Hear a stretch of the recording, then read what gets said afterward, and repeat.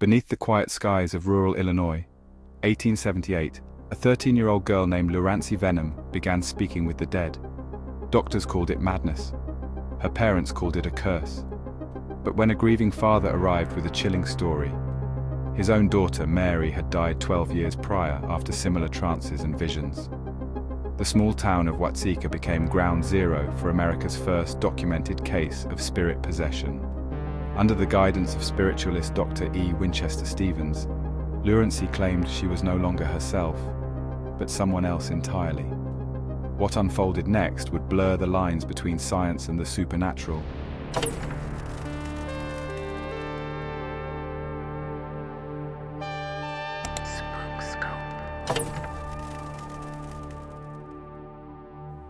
In the bleak winter of 1877, the rural town of WATSEKA, Illinois, clung to the edge of survival. Fields lay fallow under a crust of ice, and the Vennum family, hardscrabble farmers with 5 children, huddled around wood stoves to endure the cold. 13-year-old Lurancy Vennum, the second youngest, was known for her steady hands and quiet obedience, traits that made her sudden transformation all the more unnerving. It began with fleeting visions, a glimmer of light in the barn as she milked cows, a shadow darting across the frost-laden kitchen window. By January 1878, these ephemeral moments erupted into full-bodied trances. Lurancy would freeze mid-task, her spine stiffening as if pulled by invisible strings, her eyes clouding over like frosted glass. She spoke of luminous figures she called the Swedenborgians, angels who revealed secrets about siblings she had never met, 2 sisters and a brother who died in infancy years before her birth. Her parents, Thomas and Nancy Vennum, initially dismissed the episodes as childish fantasies or side effects of malnutrition. But the visions escalated. Lurancy's voice fractured into dissonant tones, a gravelly cadence one moment, a high-pitched warble the next, as though multiple entities fought for control. Physicians summoned to the farmhouse diagnosed uterine derangement, a Victorian-era term pathologizing women's emotions, and prescribed confinement at the Peoria State Hospital for the incurable insane. A prominent neurologist, J.S. Jewell, declared her a victim of demonomania, a rare psychosis marked by delusions of demonic influence. Yet Lurancy defied these labels. During one trance, she recited passages from the Gospel of Matthew in ancient Greek, a language none in her family understood. Days later, she predicted the sudden death of a neighbor's plow horse with unsettling precision, describing its collapse in vivid detail hours before the animal fell lifeless in its stall. Rumors of witchcraft seeped through WATSEKA. Neighbors crossed themselves when passing the Vennum property, while local pastors debated whether to perform an exorcism. Salvation, or damnation, arrived in the form of Mary Roff, a stooped broom maker whose own daughter, Mary, had died 12 years earlier, under eerily similar circumstances. Mary Roff's life had been a litany of torment, childhood epileptic fits, violent outbursts, and a botched suicide attempt at 16 when she plunged a butcher knife into her own throat, surviving only to succumb 3 years later to what doctors called nervous exhaustion. Asa, now a widower, had become a devout spiritualist, convinced his daughter's spirit lingered between worlds. When he heard of Lurancy's plight, he saw not madness, but a conduit. Desperate and destitute, the Vennums agreed to Asa's proposition. A consultation with Dr. Stevens, a self-proclaimed spirit doctor. Stevens, a practitioner of magnetic healing and hypnosis, arrived at the Vennum farmhouse on February 1st, 1878. Under his trance induction, Lurancy's demeanor shifted violently. Her body convulsed, then stilled, as a rasping voice claiming to be Katrina Hogan, a 70-year-old German widow, emerged. For 3 days, Katrina lectured the family on temperance and piety, criticizing their weak tea and unkempt home, before vanishing abruptly. Her replacement, Willie Canning, a brash adolescent spirit, hurled dishes and mocked Stevens's methods. The Vennums teetered between hope and horror, until Stevens proposed a gamble. What if they invited a spirit of purer intent, one aligned with healing rather than chaos? Lurancy's body slackened. When her eyes reopened, they held a calm intensity foreign to her former self. She addressed Mary Roff by name, recounting details of his deceased daughter's life, a childhood nickname, the layout of the Roff homestead in Texas, even the contents of a long-burned love letter Mary had written at 14. Asa, trembling, recognized the cadence of her speech, the tilt of her head. This was no stranger. This was Mary. The revelation fractured the Vennums' reality. Their daughter, now a vessel for a ghost, requested to live with the Roffs, to return, as she phrased it, home. Thomas and Nancy, cornered by fear and the spectre of institutionalization, relented. On February 11th, Lurancy, or the entity inhabiting her, crossed the threshold of the Roff residence, beginning a 15-week odyssey that would ignite debates about possession, trauma, and the boundaries of human consciousness. Long before Lurancy Vennum's name echoed through WATSEKA, another girl's turmoil haunted the town. Mary Roff, born in 1846, was a child of contradictions, bright-eyed and quick-witted, yet cursed with a body that betrayed her. By age 6, she suffered violent epileptic seizures, her small frame thrashing against hardwood floors as foam speckled her lips. Doctors prescribed leeches, opium tonics, and ice baths, but the fits only deepened. By her 12th birthday, Mary exhibited something far stranger than convulsions: clairvoyance. She could describe events unfolding miles away, recite passages from books she'd never opened, and most unnervingly, read letters while blindfolded. The Roffs, devout Methodists, feared their daughter's gifts hinted at diabolical influence. Mary's mother, Almira, burned sage in her room and smuggled Bibles beneath her pillow. But the visions persisted. During one episode, Mary traced her finger over a blank sheet of paper, insisting she saw a letter from her brother Frank, stationed with the Union Army in Tennessee.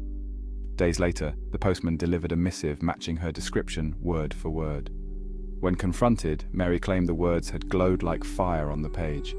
Her adolescence unraveled in tandem with the Civil War.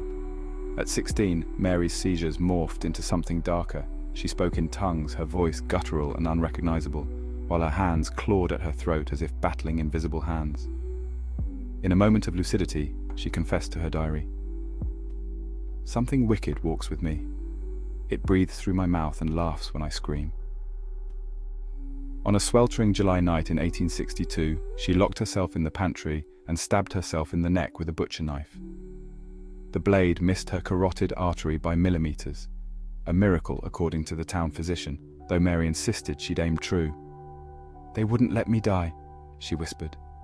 "They need me here." The suicide attempt marked a turning point. Mary's once bright demeanor curdled into volatility. She hurled crockery at her mother, accused neighbors of poisoning her tea, and claimed to see corpses standing at the foot of her bed. Yet between these outbursts, flashes of her old self surfaced. She nursed sick animals back to health, memorized entire hymnals, and in one documented incident accurately predicted a blizzard weeks before the almanac's forecast. WATSEKA split into factions. Some saw a girl tormented by demons, others a prophetess shackled to a mortal coil. Mary's final years remained shrouded in contradictions. In 1865, weeks after Lee's surrender at Appomattox, she collapsed during a church social. Witnesses described her clutching her chest, gasping about a door opening in the air, before falling unconscious. She died 3 days later at 19, her official cause of death listed as nervous exhaustion. But Asa Roff, her father, harbored a private theory. Mary had often spoken of a veil thinning between worlds, and in her final hours, she reportedly gripped his hand and murmured, "I'll come back, Papa. I'll find a way." Her funeral drew whispers, not tears. Townsfolk noted the absence of rigor mortis in her body, a phenomenon one mourner called unnatural, and the Roff family's refusal to seal her coffin. Grief warped Asa. He sold his broom-making business, withdrew from society, and immersed himself in spiritualism, a movement then sweeping America. Séances replaced Sunday sermons. Mediums became his confidants. He claimed Mary's spirit visited him nightly, guiding him to hidden family documents and forewarning a neighbor's barn fire. Skeptics dismissed him as a broken man, but in 1871, 6 years after Mary's death, an event silenced his critics. Mary's younger brother Frank fell gravely ill with typhoid. Asa, in a trance-like state, channeled Mary's voice and dictated a herbal remedy, a mix of elderflower, honey, and valerian root, not found in any local pharmacopoeia. Frank recovered within days. Word spread, and soon desperate families journeyed to WATSEKA seeking Asa's ghostly consultations, yet the act drained him. By the time Lurancy Vennum's possession made headlines, Asa was a hollowed-out figure, convinced his daughter's spirit had clung to this world for a reason. Mary's legacy, however, extended beyond the grave. Diaries uncovered in the 1990s revealed her obsession with WATSEKA's indigenous history, specifically tales of the Potawatomi tribe's burial grounds beneath the town. She wrote of dreams where women in deerskin taught her to walk between the living and the dead, a detail omitted from official records. Modern paranormal researchers speculate these interactions, whether imagined or metaphysical, may have primed her consciousness for a posthumous return. But the most chilling parallel lay in the Vennum case itself. Lurancy's trances mirrored Mary's episodes with eerie precision. The sudden shifts in vocal register, the prophetic claims, even the fixation on deceased siblings. To believers, this was proof of spirit possession. To skeptics, it hinted at a shared psychological template, a generational inheritance of trauma, amplified by isolation and the era's limited grasp of mental health. Mary Roff's grave, weathered and sunken, still stands in WATSEKA's Oak Hill Cemetery. Visitors occasionally leave trinkets, handwritten notes, dried flowers, or coins stamped with the year 1865. Some swear the air around her plot hums faintly, like a tuning fork struck long ago, its vibrations never fully faded. The Vennum farmhouse, drafty and dim, became a laboratory for the supernatural in February 1878. Dr. E. Winchester Stevens, a man whose tailored waistcoat and waxed moustache clashed with WATSEKA's rustic austerity, arrived armed with a leather satchel of hypnosis tools, a pocket watch, vials of lavender oil, and a brass tuning fork. His methods blended the era's fascination with magnetism, a pseudoscience claiming human bodies emitted electromagnetic auras, and the theatricality of spiritualist séances. Lurancy, frail and febrile, was laid on a horsehair sofa as Stevens circled her, striking the tuning fork to align her vibrations with the spirit world. The first entity to emerge was not Mary Roff, but Katrina Hogan. Lurancy's posture shifted abruptly, her shoulders hunched as though bearing an invisible yoke, her hands mimicking the knitting motions of an elderly woman. In a guttural accent, Stevens later described as Prussian, she demanded a proper burial, insisting her corpse lay unclaimed in Lake Michigan since 1854. For 3 days, Katrina critiqued the Vennums' homemaking, their shamefully weak tea, their unpolished hearth, while Stevens documented her ramblings. Skeptics would later argue Katrina's persona borrowed heavily from German immigrant stereotypes, but one detail defied easy dismissal. Lurancy, who had never left Illinois, described the layout of a Milwaukee boarding house down to its chipped green shutters, a structure verified by census records. Katrina's departure left chaos in her wake. Lurancy's body was next overtaken by Willie Canning, a boisterous teenage spirit who hurled turnips at the walls and mocked Stevens' moustache. The Vennums, already teetering on despair, grew suspicious. Was their daughter's mind shattered beyond repair? Or was Stevens, as some townsfolk whispered, a charlatan engineering a hoax? The answer arrived on February 8th, when Stevens proposed a radical pivot. If base spirits like Katrina and Willie could invade Lurancy's body, perhaps a benevolent force could be invited to expel them. What followed was less a séance than a negotiation. Stevens, invoking spiritualist rituals, called for a pure soul to aid Lurancy. Lurancy's breathing slowed. Her fingers, moments ago clawing at the sofa cushions, relaxed. When she opened her eyes, her gaze settled on Asa Roff with unnerving focus. She addressed him as Papa, her voice softer, steadier, devoid of the Germanic inflection or adolescent sneer. She recounted memories only Mary Roff could have known. The scar on Asa's left palm from a childhood burn, the lullaby he'd sung to her during storms, even the contents of a letter Mary had written to a beau at 14, a letter Asa had burned in a fit of paternal protectiveness. The Vennums, initially skeptical, were undone by specificity. Mary described the Roff family's temporary relocation to Texas in 1859, a failed venture to cure her epilepsy with dry air. She recalled the layout of their Galveston rental home, down to the crack in the parlor mirror shaped like a lightning bolt. Most damningly, she revealed that Mary's childhood doll, a porcelain-faced figure named Lottie, lay buried beneath the Roff's Illinois root cellar, a fact Asa himself had forgotten until Mary guided him to its exact location, wrapped in a moth-eaten shawl. Stevens, sensing a pivotal moment, pressed further. Could this spirit prove its identity through prophecy? Mary obliged. She warned that Asa's surviving son, Frank, would fall ill with a fever in late March, a prediction met with eye rolls.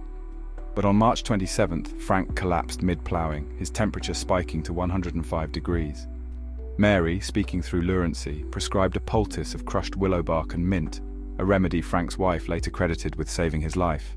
The possession escalated from curiosity to crisis when Mary refused to leave. She demanded to return to the Roff home, insisting Lurancy's body was now her rightful vessel. Panicked, the Vennums convened with Asa and Stevens in a closed-door meeting that blurred the lines of medical ethics and parental consent. A pact was struck. Lurancy would live with the Roffs for 90 days, during which Stevens would monitor her transition. In exchange, Asa vowed to cover the Vennums' debts, sparing them the poorhouse. The agreement, scribbled on a scrap of butcher paper and signed by both families, survives in the WATSEKA Historical Society, a fragile relic of desperation and hope. Legal and moral quandaries rippled beneath the surface. Lurancy, as a minor, had no agency in the decision.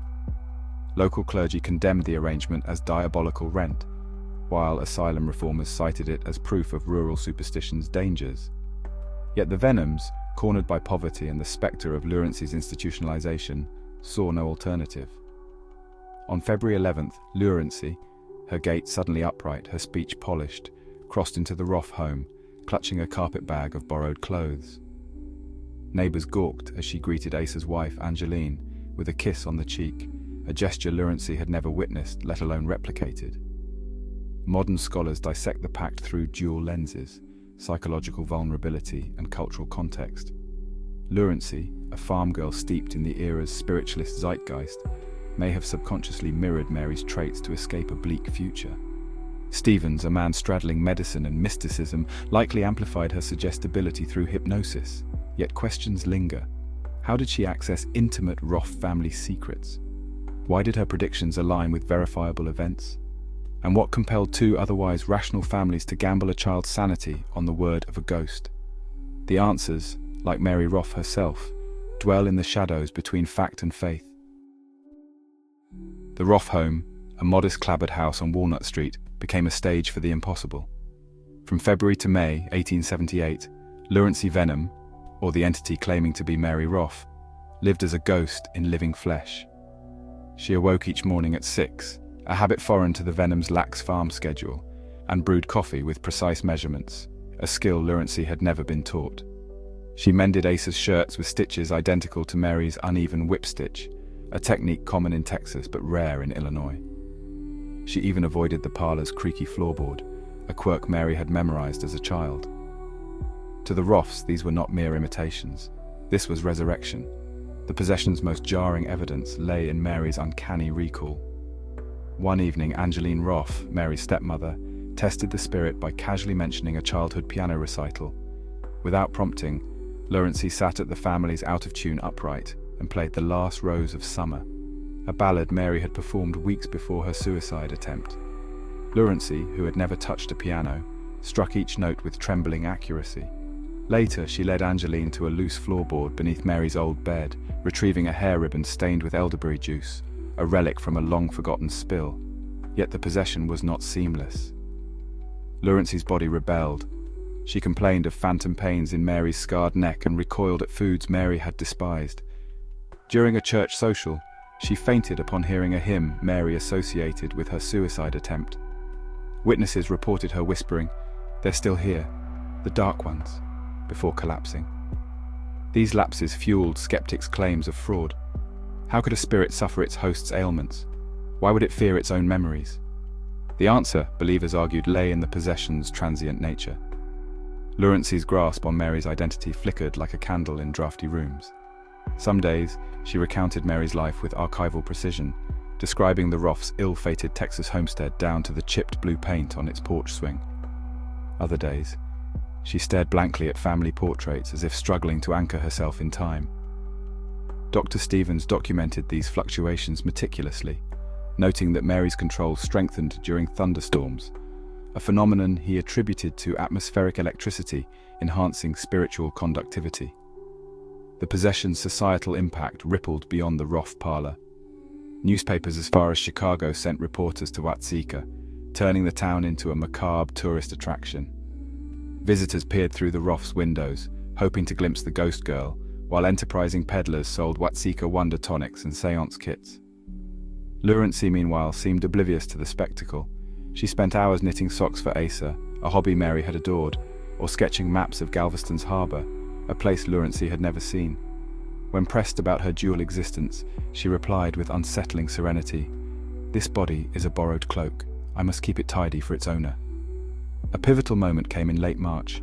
Mary's brother Frank fell gravely ill with typhoid, exactly as Mary had predicted weeks earlier. As Frank's fever soared, Lurancy insisted on preparing a poultice of crushed willow bark and mint leaves, a remedy Mary had learned from a Texan midwife. Frank's recovery, swift and inexplicable, converted even hardened doubters. The local pharmacist, a staunch materialist, admitted that there's no herb in the ledger that could have done that. Yet, the possession exacted a toll. Lurancy's health deteriorated.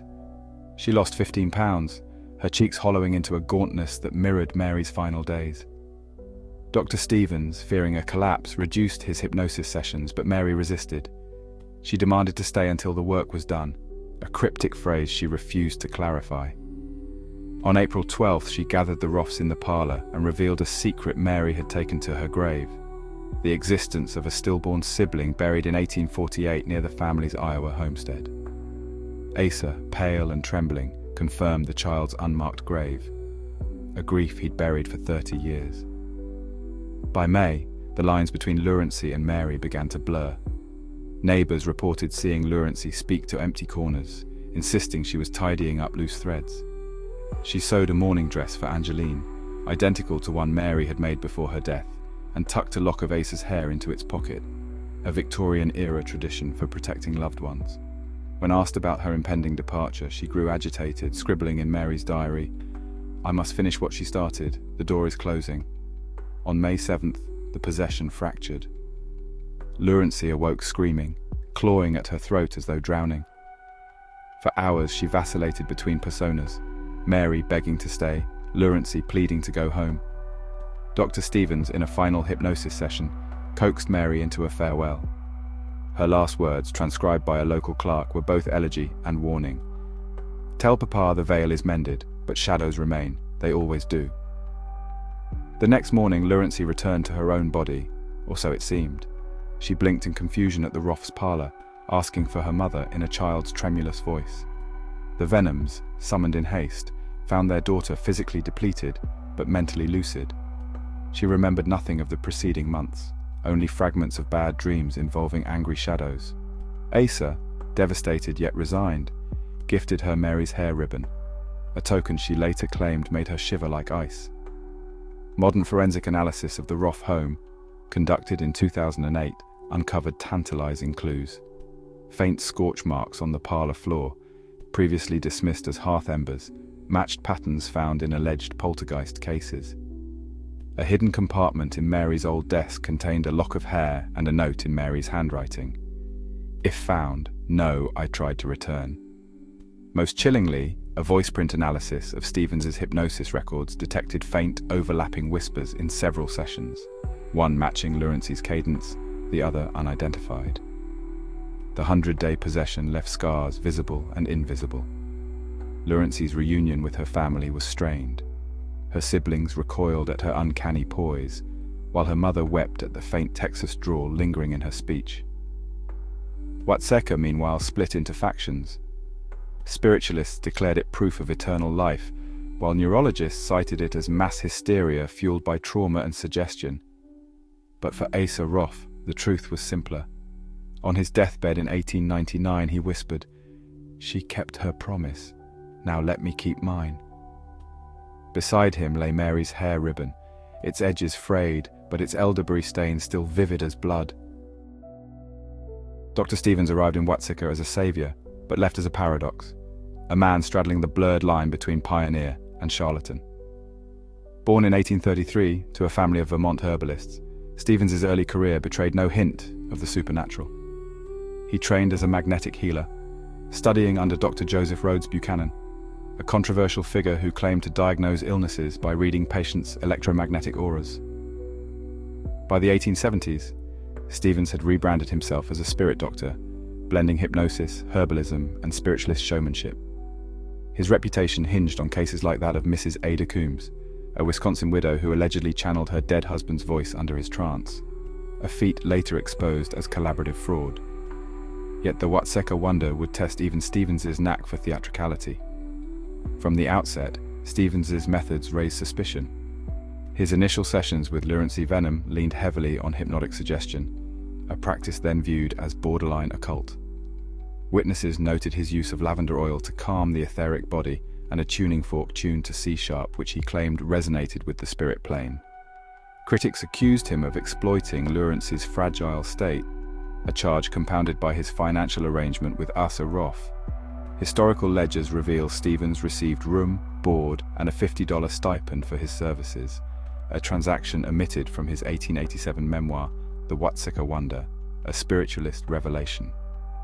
Stevens's notes, rediscovered in a Kansas attic in 1998, expose glaring contradictions. He privately documented Lurancy's physical decline, weight loss, night terrors, a persistent cough, yet publicly declared her the picture of spiritual vitality.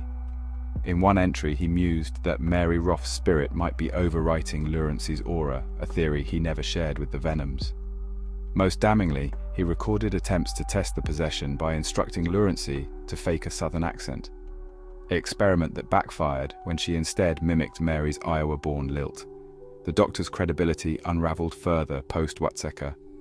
In 1882, he was sued by the family of a Minnesota boy who lapsed into catatonia after Stevens's hypnosis sessions.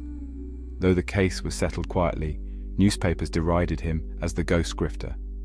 Yet Stevens's supporters, including famed medium Helena Blavatsky, hailed him as a martyr for spiritualism.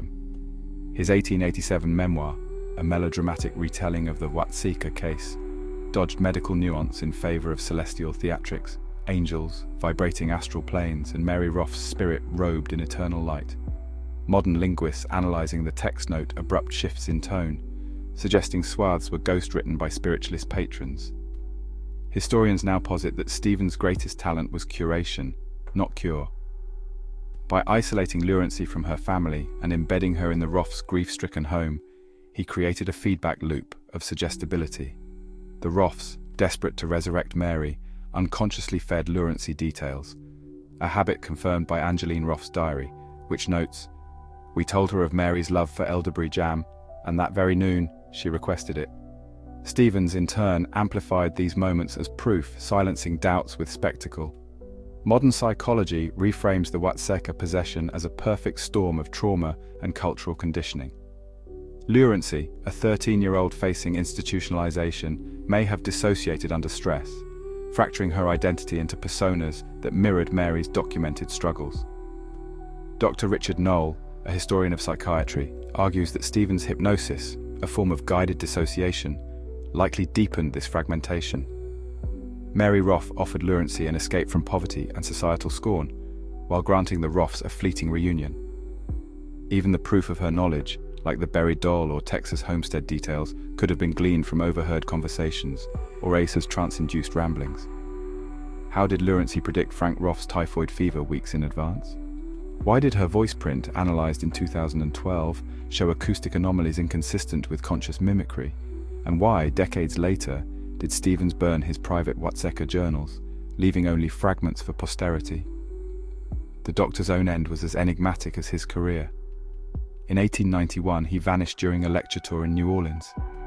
Some claimed he fled creditors, others that he'd ascended to the astral plane. His body was never found. Today, his legacy is a Rorschach test of belief. To paranormalists, he was a visionary bridging worlds. To skeptics, a huckster preying on vulnerability. But in WATSEKA, his name still conjures unease, a reminder that some cures leave deeper wounds than the maladies they treat. Vennum's return to her body in May 1878 was not a restoration, but a reckoning. Thin and disoriented, she stumbled through the Vennum farmhouse like a stranger, recoiling at the smell of her mother's lye soap and squinting at sunlight as if it burned. Her siblings shied away, unnerved by her unblinking stare, and the unfamiliar cadence of her speech, a lingering trace of Mary Roff's soft Iowa inflection. Doctors declared her cured, but the Vennums knew better. Their daughter was a cracked mirror, reflecting shards of someone else's life. By 1880, Lurancy's name faded from headlines, replaced by newer curiosities: electric lights, skyscrapers, the rise of Freudian psychoanalysis. She married George Binning, a taciturn farmer from Kansas, in a hushed ceremony devoid of family. Census records list her occupation as housewife, but neighbors in Osborne County whispered otherwise. Lurancy, they noted, avoided church socials, flinched at the sound of hymns, and kept a locked trunk beneath her bed containing Mary Roff's hair ribbon and Dr. Stevens's tuning fork. When asked about WATSEKA, she offered a rehearsed reply: "That girl is buried. Let her rest." Her 11 pregnancies became local legend, not for their number, but their eerie ease. While rural mothers groaned through days-long labors, Lurancy delivered each child swiftly and silently, often rising hours later to knead bread or mend fences. Midwives swore her skin stayed cool as creek water even during contractions, and one claimed to have seen a shadowy figure, a young woman in a faded calico dress, standing at the foot of the bed during the birth of Lurancy's 3rd child. When pressed, Lurancy shrugged. Some angels work harder than others. The Binning children inherited fragments of their mother's mystery. The eldest, Myrtle, reportedly woke screaming about a lady in the walls, while the youngest, Clarence, refused to enter the barn unless accompanied by an invisible Miss Mary. Lurancy dismissed these episodes as childish whims, but George grew wary. In 1906, after discovering his wife burning letters postmarked from WATSEKA, he forbade all mention of Illinois. The ban held until his death in 1931, when Lurancy, now a widow, unpacked Mary's ribbon and pinned it inside her mourning dress. Her later years were a study in calculated normalcy. She gardened, quilted, and attended the occasional Grange Hall dance, her laughter a shade too bright. Yet cracks surfaced. In 1942, a visiting niece discovered Lurancy scribbling in a diary, its pages filled with looping script that matched Mary Roff's handwriting. When confronted, Lurancy burned the book in the wood stove, muttering about nosy ghosts. 4 years later, a stroke paralyzed her left side, trapping her in a wheelchair. Neighbors noted her habit of whispering to empty corners, her head cocked as if listening. Lurancy Vennum Binning died on July 6, 1952, at 87. Her obituary made no mention of WATSEKA, her children opting for the sanitized epitaph, devoted mother, faithful wife, but the funeral unsettled even the undertaker. Despite summer heat, her body remained rigidly cold, resisting embalming fluid as though rejecting permanence. A locket found around her neck contained 2 strands of hair, one chestnut, one flaxen, twisted into a single braid. In WATSEKA, the news rekindled old rumors. Teens dared each other to sneak into Oak Hill Cemetery, where Mary Roff's headstone now bore fresh flowers every Sunday. A 1955 issue of Fate magazine featured an anonymous account from a Midwest nurse claiming to have treated Lurancy in Kansas. The nurse described a late-night encounter with a spectral figure in a calico dress standing vigil by Lurancy's bed, a figure that vanished when the moon slipped behind clouds. Modern genealogists tracking the Binning line uncovered stranger threads. Lurancy's granddaughter, Edna, underwent past-life regression therapy in 1989, recounting vivid memories of 19th century WATSEKA and a man named Asa who smelled of broomcorn and grief. Edna's therapist dismissed it as fantasy, but a voice analysis later matched her trance speech to Mary Roff's diary entries. The Vennum farmhouse, raised in 1974, yielded one final enigma. Construction crews found a mason jar buried beneath the hearth containing a lock of hair, a faded Texas penny, and a note in a child's hand. "I kept my promise. Now keep yours." Lurancy's grave in Kansas is a plain granite slab, its edges weathered by prairie winds. Visitors occasionally report a chill in its shadow, even at noon, and a scent like elderberries ripening in the sun. The WATSEKA wonder is a Rorschach test of belief. To some, it is a cornerstone of paranormal history, to others, a cautionary tale of mass delusion. But beneath the polarizing debates lies a deeper question. Why does this case, among thousands of 19th century spiritualist claims, endure as a cultural obsession? The answer lies in its refusal to surrender to easy explanations and in the shadows where science and the supernatural collide. Within months of the possession, skeptics pounced. Dr. William Hammond, a pioneering neurologist, dismissed Lurancy's case as hysterical impersonation, a term coined to describe women who subconsciously mirrored societal expectations of madness. He cited her rapid recovery post-possession as proof of performative fragility, a theory bolstered by Victorian psychiatry's obsession with female suggestibility. Frank Sargent Hoffman, a psychologist, went further. In an 1883 lecture, he argued that Lurancy's trances were a trauma response to her near institutionalization, her mind fragmenting under the threat of asylum brutality. Yet even skeptics stumbled over inconsistencies. How did Lurancy, a barely literate farm girl, replicate Mary Roff's handwriting in letters to Asa? Why did her voice, analyzed in 2012 by forensic linguists, exhibit dual pitch frequencies, one matching her age, the other aligning with Mary's purported vocal range? Henry Addington Bruce, a journalist turned mental health advocate, proposed a middle path in 1909. Lurancy was neither possessed nor insane, but a hyper-empath absorbing the Roff's grief through prolonged exposure. His theory, though ridiculed at the time, foreshadowed modern concepts of somatic symptom disorder. The spiritualist revival, proof of the afterlife. For spiritualists, the WATSEKA wonder was divine validation. Sir Arthur Conan Doyle, a fervent believer, featured the case in his 1926 book, The History of Spiritualism, calling it the most complete proof of survival ever documented. Mediums like Leonora Piper claimed to channel Mary Roff in séances, though their accounts, riddled with anachronisms like references to automobiles, crumbled under scrutiny. The most compelling paranormal defense came from Troy Taylor, founder of the American Ghost Society. In 2003, Taylor uncovered asylum intake records from Peoria State Hospital, where Lurancy nearly was committed.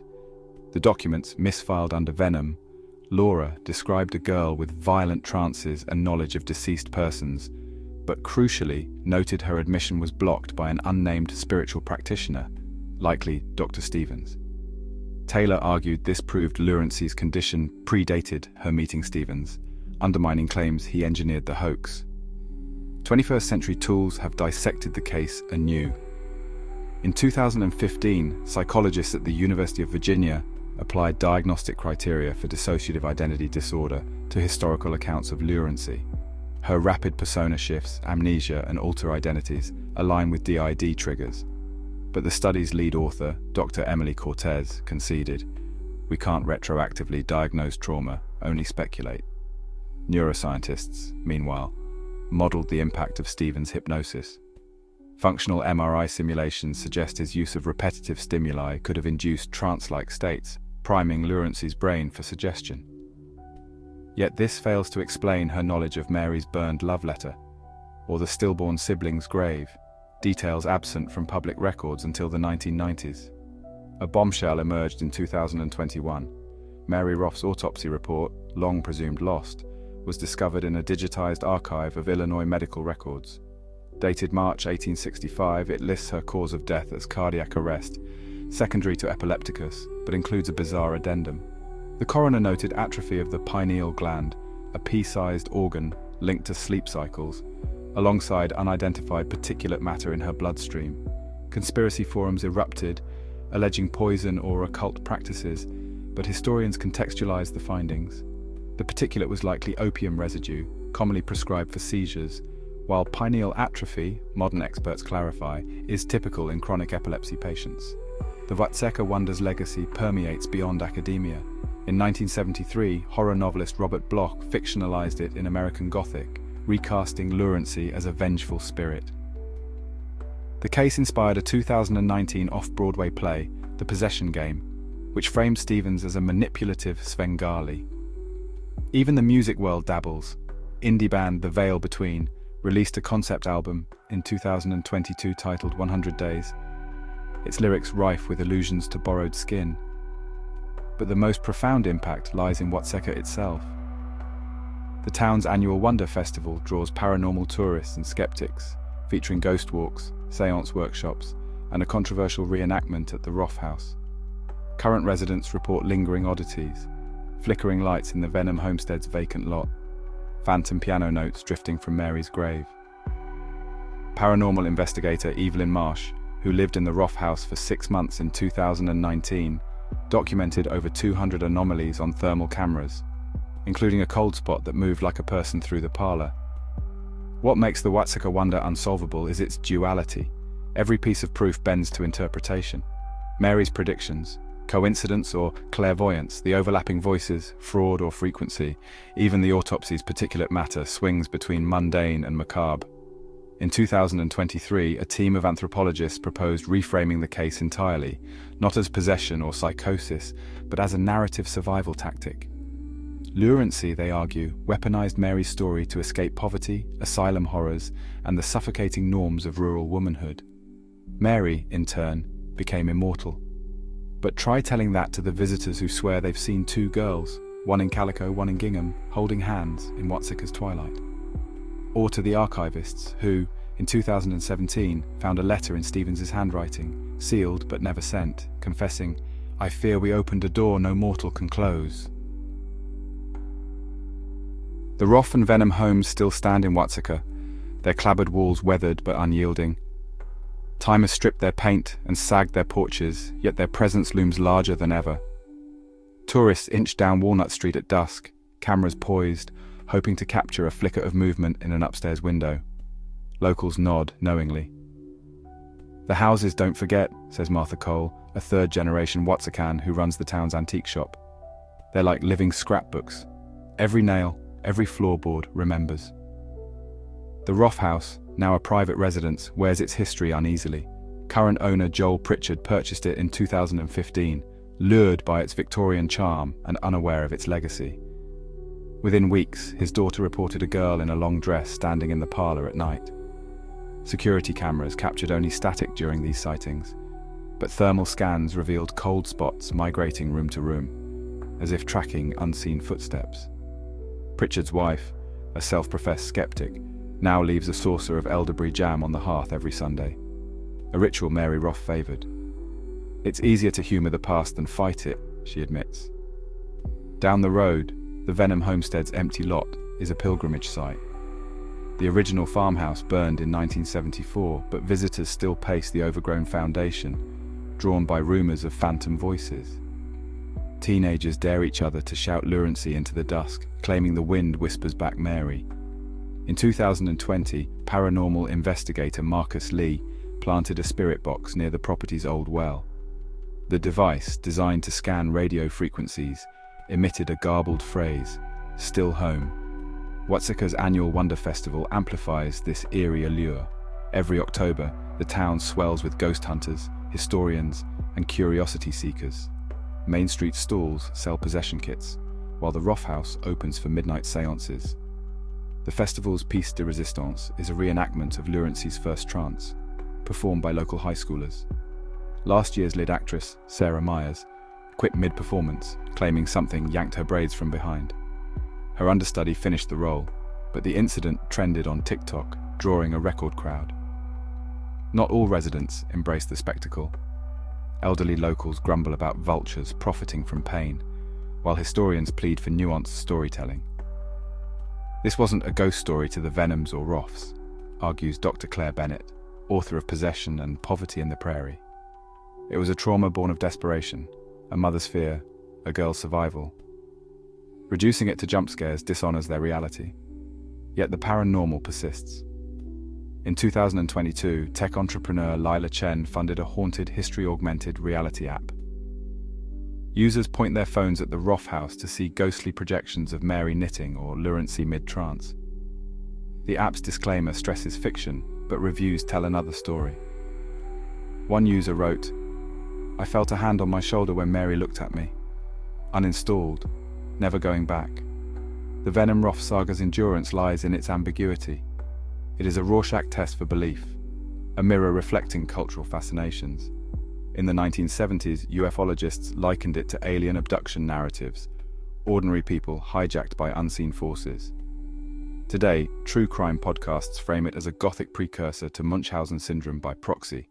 But for WATSEKA, the mystery is personal. At Oak Hill Cemetery, Mary Roff's grave is a nexus of quiet devotion.